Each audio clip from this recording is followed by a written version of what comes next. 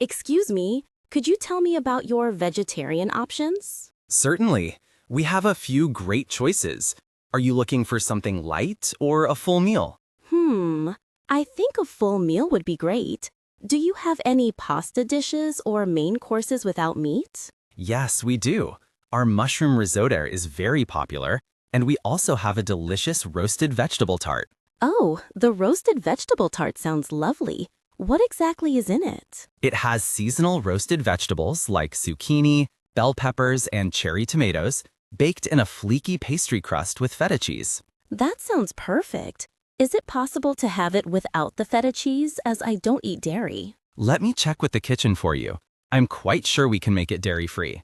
Would you like anything to drink while you wait? Yes, a glass of water, please. And could you tell me if the risotto is vegan as well? The risotto traditionally has Parmesan cheese, so it's not vegan.